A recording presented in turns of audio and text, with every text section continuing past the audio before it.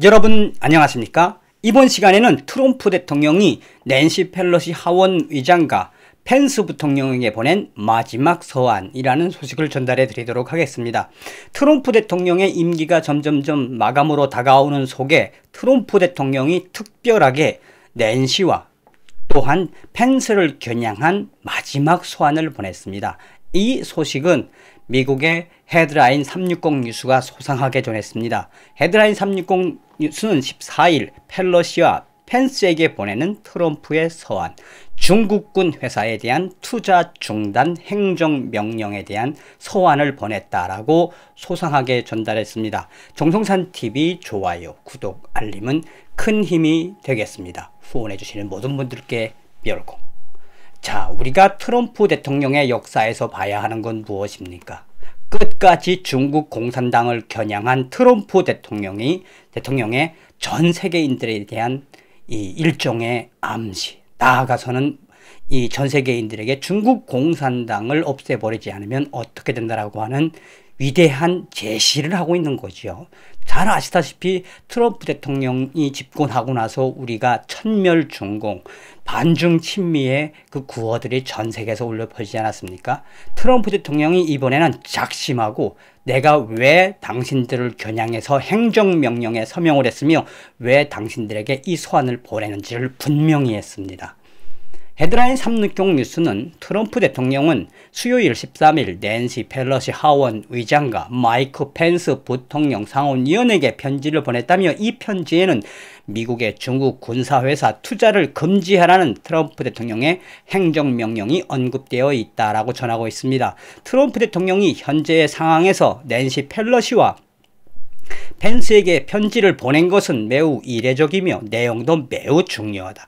트럼프 대통령은 이 편지에서 이 중국 공산당에 대한 미국 군인들의 위협을 상세하게 기술했다며 편지는 아래와 같다라고 전하고 있습니다. 트럼프 대통령은 서한에서 나는 중국 공산당에 날로 증가되고 있는 미국 자원 착취에 대처하고 군사, 안보, 정보 및 군사의 현대화를 가능하게 하기 위해 추가 조치를 취하는 행정명령을 발부했다라고 보고했습니다. 이 행정명령은 중국의 대량살상 무기 및 고급 재래식 무기, 미국과 우리 국민에 대한 악의적인 사이버 지원 행동을 개발 및 배치하는 것을 포함하여 중국이 미국 국토와 해외 미군을 계속해서 직접 위협할 수 없도록 하는 행정명령입니다 라고 아예 못을 딱 받고 있습니다. 그러면서 트럼프 대통령은 편지에서 서한에서 중국 공산당은 민간 기업을 가장한 군사 기업을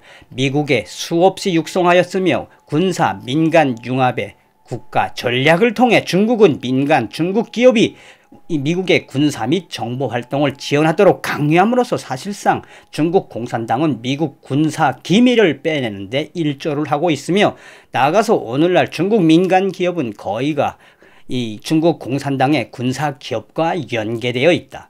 이들 기업은 표면상 민간 및 민간인으로 구성되어 있지만 실제로는 중국의 군사 정보 및 보안 장치를 직접 지원하고 개발 및 현대화를 지원하는 사실상 중국 공산당의 군사 기업입니다. 동시에 그들은 미국의 공공거래소에서 거래하는 미국 투자자들에게 증권을 판매하고 미국 지수 제공업체와 펀드의 이러한 증권을 시장에 제한하도록 시장에 팔도록 로비를 하고 있으며 연방정부에 접근할 수 있는 권한을 사실상 획득하고 있으며 사실상 중국 공산당의 민간 기업 및 학술단체, 연구원, 중국 유학생까지 거대한 중국 공산당은 미국을 포섭했다라고 강조하고 있습니다.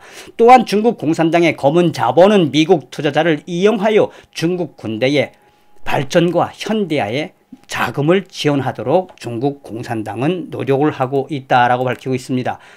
계속해서 트럼프 대통령은 이러한 중국 공산당의 위협에 대처하기 위해 저는 2020년 11월 12일에 행정명령 13,959호에 서명을 했으며 행정명령 13,959호는 중국인민해방군 군대에 대한 공개적으로 거래된 증권 또는 중국 공산주의로부터 파생되거나 그러한 증권에 대한 투자 노출을 제공하도록 설계된 증권과 관련된 특정 금액을 금지하도록 하고 있다라고 밝히고 있습니다.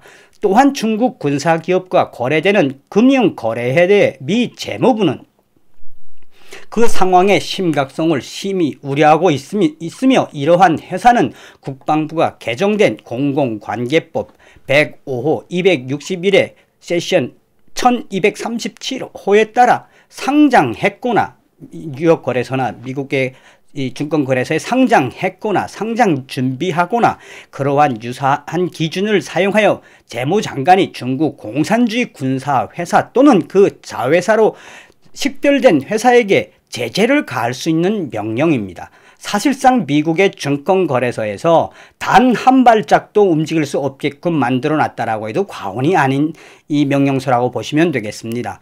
중국 공산당의 거대 자본에 잠식된 미국 금융시장에 중국인민 해방군의 군사회사까지 포섭된 건 우리 미군의 중요한 발전에 큰 위협입니다.